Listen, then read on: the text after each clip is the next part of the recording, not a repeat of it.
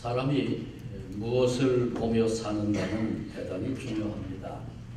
믿음이 좋아진다 이 말의 의미는 시야가 넓어진다 그런 뜻이기도 합니다. 보는 것이 달라진다는 것이죠. 사소한 일에 집착하던 사람이 큰 일을 바라보게 되는 것입니다. 땅만 보고 살던 사람이 하늘을 볼 수 있게 되는 것입니다. 다가오는 하나님의 나라가 보이는 것입니다. 가까운 것만 보고 살던 사람이 먼 것도 보게 되는 것입니다. 그래서 생각이 커지고 눈이 넓어지고 꿈이 커지는 이런 믿음이 우리로 새로운 세계를 보게 합니다. 한 번도 보지 못한 세계, 한 번도 들어보지 못한 세계, 한 번도 꿈꾸지 못했던 세계를 향해서 마음이 열리고 눈이 열리는 것입니다. 마포삼열 박사님, 마포삼열 박사라는 분을 여러분 많이 들어보셨죠? 그분이 누군지 자세히는 몰라도 우리 한국 크리스찬들이라면 다 들어본 이름일 것입니다. 사무엘 어스틴 마펫이라고 하는 미국 분이신데 이분은 미국으로부터 부통령으로 지명을 받습니다. 그 후에 그가 기도하던 중에 눈이 열려서 한반도를 보게 됐습니다. 예수를 모른 채 죽어가는 한 민족을 본 것입니다. 동시에 한국이 불처럼 복음으로 일어서는 것을 보았습니다. 그리고 그는 부통령 자리를 거절했습니다. 그 후에 한국 땅에 선교사로 와서 복음을 전하고 위대한 흔적을 남겼습니다. 46년 동안 한국에서 이분이 사역하셨는데 평양에 성경학교를 세워서 말씀을 가르쳤습니다. 그 1회 졸업생 가운데 길선주 목사님이 계십니다. 평양운동, 부흥운동을 주도했던 그런 분이고 우리가 다 알고 계시죠. 일제 만렙에 독립운동을 했던 분들이 체포되고 처형을 받고 그럴 때 이분이 쫓겨나서 미국으로 할 수 없이 돌아가게 됐고 그가 죽으면서 유언을 남겨 죽은 후에 그 유골을 한국에 가져다가 그분으로부터 시작됐던 성경학교, 신학교 그곳에 그분의 유골을 묻었습니다. 죽어서도 그가 보았던 한국을 그가 품은 것이죠. 허드슨 테일러 중국을 보았습니다. 스터드라는 젊은이는 눈이 열려 아프리카를 봅니다. 윌리엄 캐리는 인도를 보았습니다. 오늘 이 아침에 아브라함을 통해서 그가 어떻게 눈이 열려서 내일을 바라보고 사는 비전의 사람이 되었는가를 살피면서 함께 우리에게 주시는 은혜를 나누려고 합니다. 첫째로 찾아오셔서 말씀하시는 하나님에 대해서 살피려고 합니다.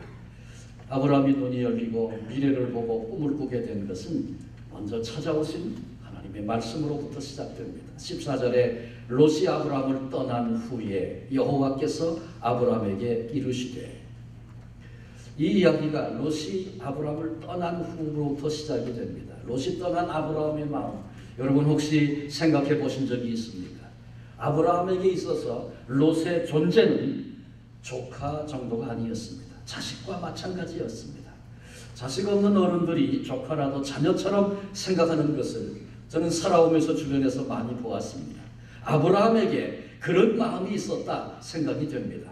하나님께서 본토 친척 아비집을 떠나라 그렇게 말씀하실 때 그가 순종해서 믿음의 발걸음을 옮겼죠. 그런데 엄밀히 생각해 보면 아브라함이 친척을 떠나는 일에는 완전히 순종하지 못했다 생각이 됩니다. 왜냐하면 아브라함에게는 조카 롯에 대한 집착이 있었습니다. 롯을 아들처럼 의지하고 아들처럼 사랑할 대상으로 생각했습니다. 함께 거주하면서 점점 양과 소가 늘어나고 그래서 재산 문제로 다툼이 생기고 그랬을 때 아브라함이 롯에게 해주었던 일은 친척에게 해준 것 아닙니다. 조카에게 해준 것 아닙니다. 살아가는 아들에게 줄 수 있는 아버지의 마음으로 사랑을 준 것입니다. 네가 먼저 선택해라. 내가 좌하면 나는 우할 것이고 내가 우하면 나는 좌하리라. 이 얘기를 듣고 롯이 어떻게 했습니까? 한치의 망설임도 없었습니다.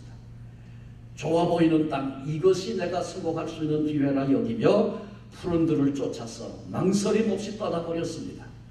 그런데 아브라함은 롯이 먼저 선택한 이 일에 대해서 괘씸하게 생각하지 않았습니다. 이는 아들을 대하는 심정, 아비의 마음이 있었기 때문에 그렇습니다. 그러나 롯이 떠나간 이후에 아브라함에게 있어서 롯이 차지하고 있었던 그 마음의 공간, 텅 비어 허전한 그 마음, 아브라함 속에 있던 외로움, 분명한 사실입니다. 그런데 바로 그때 하나님께서 아브라함을 찾아오신 것입니다. 외로움에 붙들려서 힘들어하는 아브라함을 찾아오시는 하나님의 시간, 먼저 찾아오시는 하나님의 사랑입니다.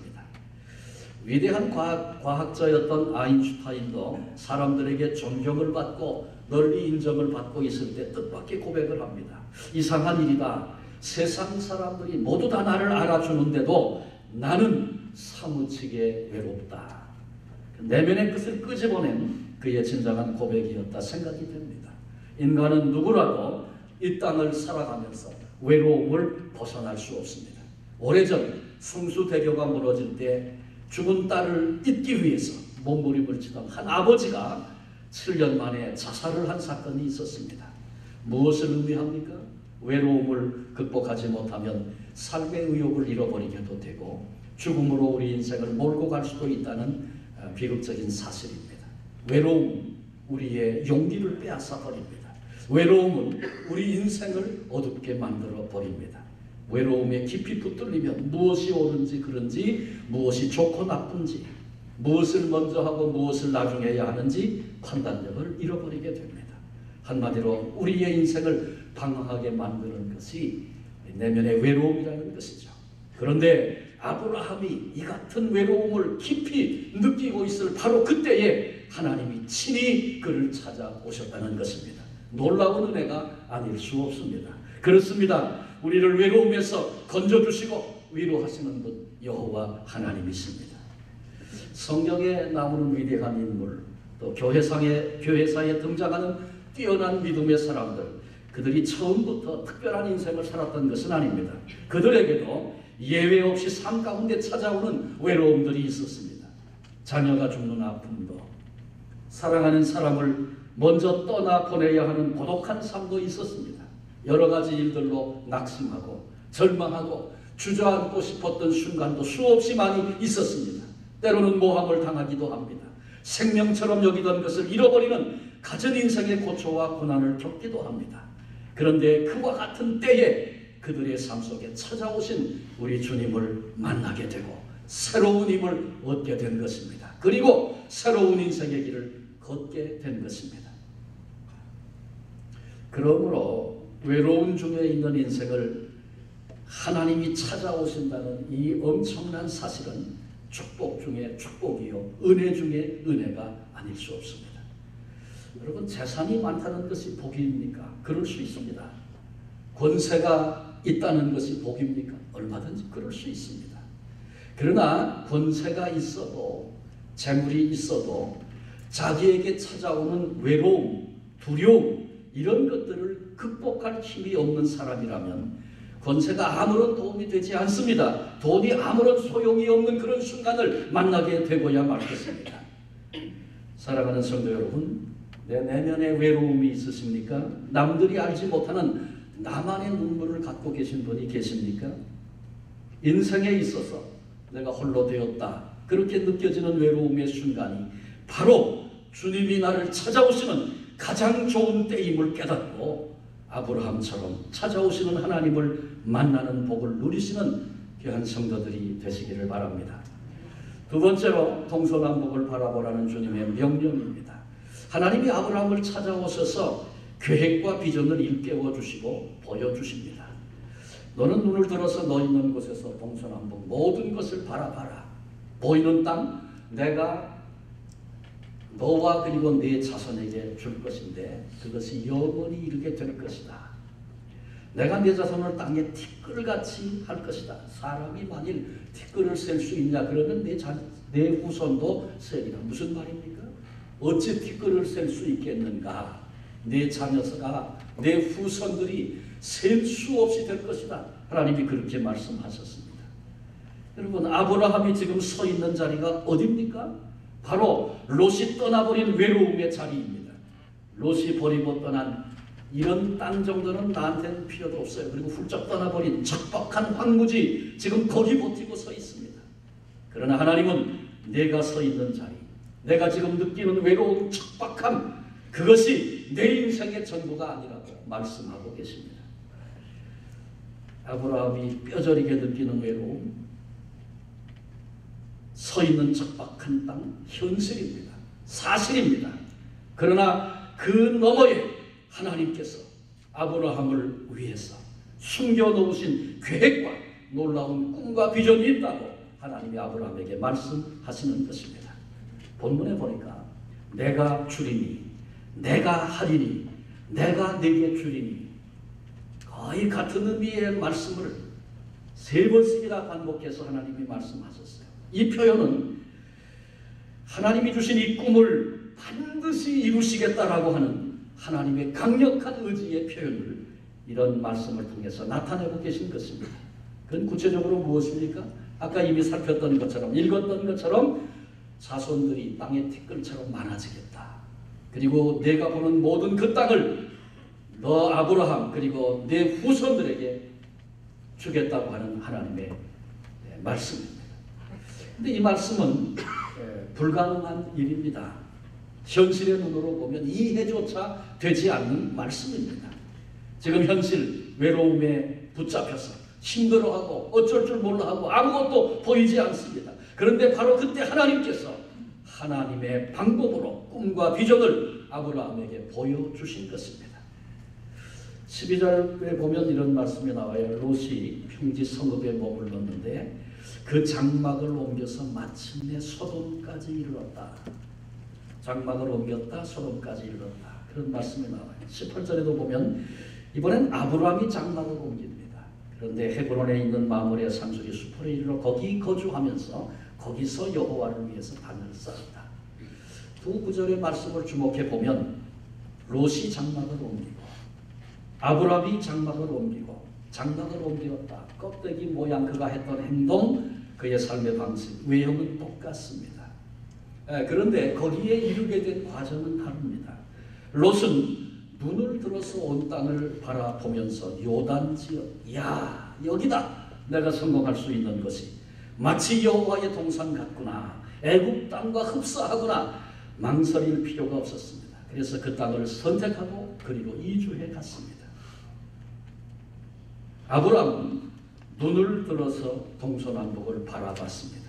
그리고 이주했으니까 똑같은 것은 롯도 아브라함도 보고서 그리고 선택을 했고 그리고 장막을 옮겼습니다. 그런데 롯이 선택한 그 길, 그 종국은 어떻게 됐습니까? 그 길이 망하는 길이었습니다. 좋아 보이는 땅을 향해서 출발했고 여러 도시를 살다가 마침내 소돔성 안에 들어가 자리를 잡습니다. 그러니까 좋아 보이는 곳을 향해서 그 가치관을 가지고 세상적인 안목을 가지고 살다 보니까 점점 더 가까이가 소돔 안에 머물게 됐고 그리고 그 소돔성이 멸망할 때 롯의 가정이 어떤 곤욕을 치렀는지 우리는 다 알고 있습니다. 반면에 아브라함은 어땠습니까? 장막을 옮겼습니다. 그리고 그가 간 그곳에서 단을 쌓고 예배를 드립니다. 하나님과 교제합니다. 그의 생애 걸음걸음이 하나님의 인도함을 받는 그런 자리로 그가 나아가게 된 것입니다. 도대체 다 보고 좋아 보여서 다 선택하고 간 길인데 왜 이런 차이가 있을까? 두 가지를 분명하게 볼 수 있어야 됩니다. 두 사람의 차이를, 롯의 행위의 주체는 누굽니까? 롯 자신입니다. 자기가 눈을 들어서 보니까 여기다 그렇게 결정이 됐어요. 그래서 그 땅을 향해서 나아갔고 점점 더 깊이 소돔성까지 들어가게 된 것이죠. 반면에 아브라함은 어땠습니까? 절망하고 있는 그 외로움에 흔들리고 있는 그를 하나님이 찾아오셔서 너 고개를 들고 봐라. 하나님이 보라 그러셨어요. 그래서 바라보라는 것을 바라보고 하나님의 명령을 따라 삶의 자리를 옮겨간 것입니다. 이것이 아주 큰 차이입니다. 하나님의 인도와 쓰임을 받는 삶이 있는가 하면 자기가 자기를 쓰는 삶이 있다. 그런 것이죠. 롯이 자기 자신이 바라보고 선택한 그것을 욕망이라고 부르고요. 아브라함이 하나님의 말씀을 따라 바라본 것, 그래서 선택한 것, 그것을 비전이라고 부릅니다. 힘들고 고통스러울 때 주님이 찾아오셔서 우리를 만나 주시면서 너 그것이 끝이 아니란다. 내 눈앞에 보이는 현실이 전부가 아니란다. 그 너머에 너를 향한 계획이 있단다. 위로부터 임한 것, 그것이 우리의 진정한 꿈이고 우리의 진정한 비전이고 그것이 참된 복이 된다는 것 기억해야 합니다. 이런 꿈과 이런 비전을 품고 남은 생애를 살아가는 복된 성도들이 되시기를 바랍니다. 마지막 세 번째로 너는 일어나 행하라는 하나님의 명령을 살핍니다. 17절에 보니까 너는 일어나 그 땅을 종과 횡으로 두루 다녀보라. 내가 그것을 내게 주리라. 하나님께서 바라봐라 그러시더니 이제는 바라보고만 있지 말고 일어나서 행하여 보라는 것입니다. 해보지도 않고 얻을 수 있는 것은 하나도 없습니다. 하나님은 아브라함의 생애를 인도하실 때 아브라함에게 꿈을 주실 때 행하는 믿음에 대해서 가르쳐 주신 것입니다. 미국의 전직 대통령인 지미 카터 씨를 행동하는 노인이라고 그렇게 부릅니다. 거긴 뭐 여러 가지 이유가 있고 그가 왕성하게 노년에 활동하고 있는 이야기들을 우리가 종종 듣습니다.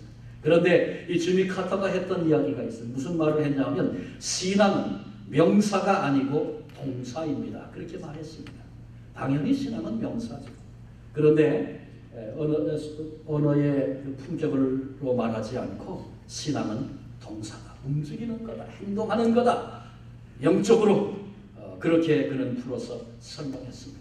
가슴에 닿는 이야기고 우리가 마음에 기억해야 할 그런 표현 고백이라고 생각이 됩니다.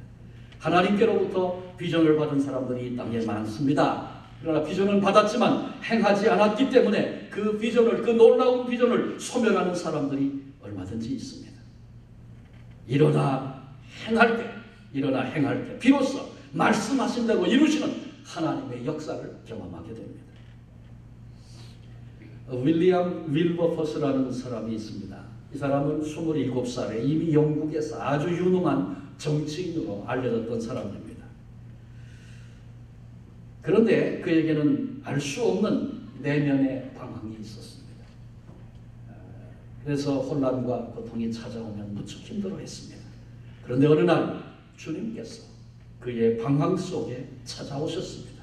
방황하고 있는 그를 만나주셨습니다.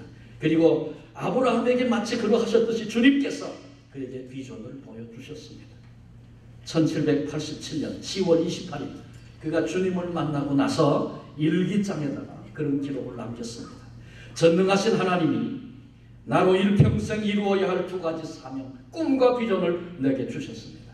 첫째는 영국에서 노예 제도를 폐지하는 것이요, 둘째는 영국 사회의 도덕성을 회복하는 것입니다. 그렇게 기록해놨습니다. 18세기 말 당시는 영국은 세계 최고의 해군력을 가지고 있었고 많은 상선을 보유하고 있었습니다. 그런데 영국은 이런 모든 힘들을 다 동원해서 아프리카에 있는 흑인들을 잡아서 북미 대륙으로 수출하는 그런 일들을 담당했습니다. 흑인들을 잡아올 때 얼마나 비인간적으로 대했던지 수송해 오는 그 과정 속에 25%의 노예들이 죽었다고 합니다. 그리고 이런 일들을 무려 150년 동안 계속했다는 것입니다. 200만 명이나 되는 노예를 수출하면서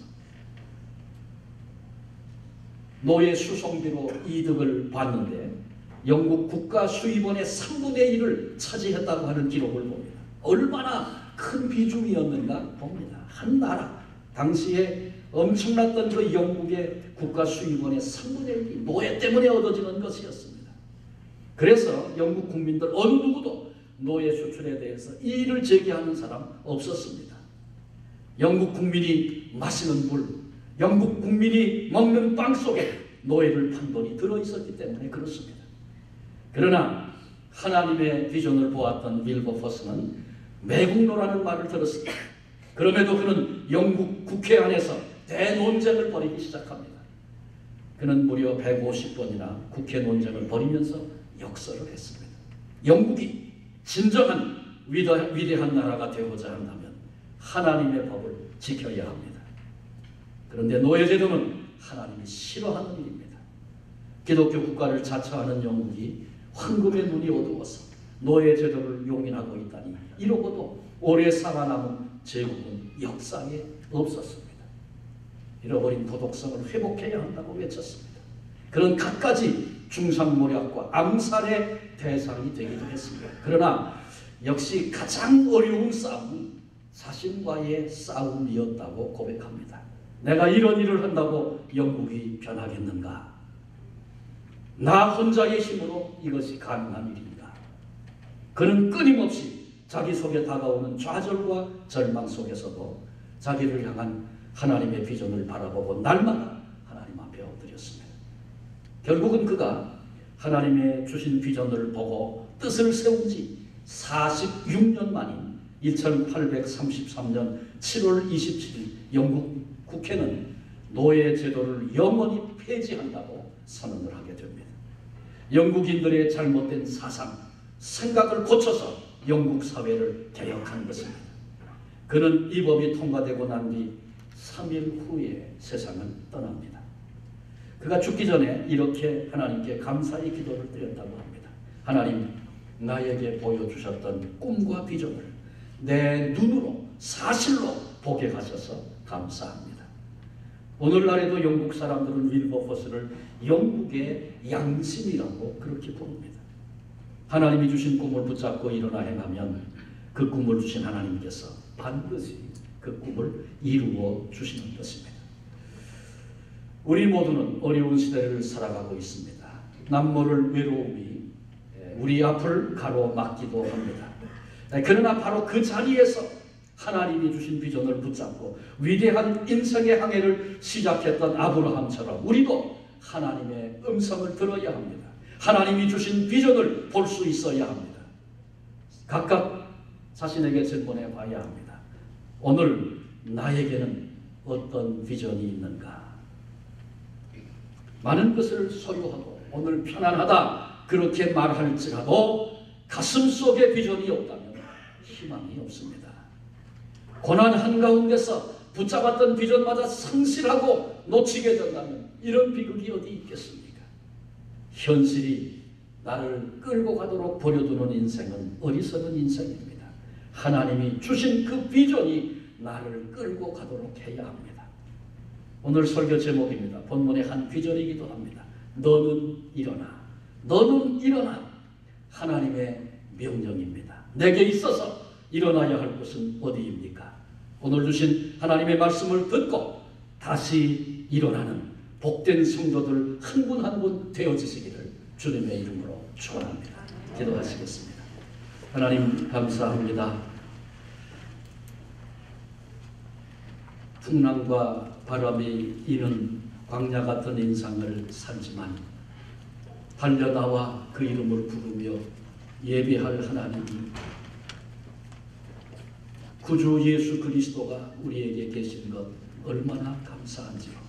오늘도 인생의 삶 속에 무거운 짐들이 다 있지만 부르시는 주님의 음성 앞에 순종해 달려나와 단을 쌓는 성도들 한 분 한 분 주님이 붙잡아 주시옵소서. 오늘 아픔과 상한 가슴, 혹 아브라함이 고통했던 그 외로움 가운데 서 있는 이들은 없습니까? 사람은 보지 못해도 우리 내면을 깊이 보시고 하시는 주님, 아브라함을 찾아오셨던 주님, 이 시간 우리를 찾아와 여기 계신 것 믿습니다. 한 분 한 분 만나 주시고 아브라함에게 꿈과 비전을 보도록 눈을 열어주셨던 것처럼 그 너머에 하나님이 우리를 통해서 나를 통해서 이루어내기를 그토록 원하시는 하나님 계획하신 그 일들을 볼 수 있는 영적인 안목들이 우리에게 열려지게 해 주옵소서.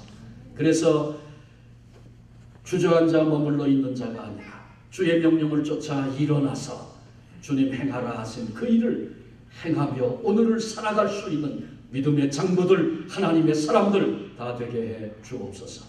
오늘도 우리를 주저앉히려고 하는 악한 괴계와 어둠의 세력 앞에 눌리지 않게 하시고 예수 그리스도가 여전히 우리의 소망 되심을 고백하고 이 믿음으로 남은 생애를 달려가 승리할 수 있는 한 분 한 분 다 되게 하시고 주님이 온 성도들의 삶을 통하여 영광을 받아 주시옵소서. 우리를 죄악 가운데서 우리를 절망 가운데서 불러내시고 너는 내 것이라 하나님의 자녀 삼아주신 예수 그리스도의 이름으로 감사하며 기도하옵나이다. 아멘.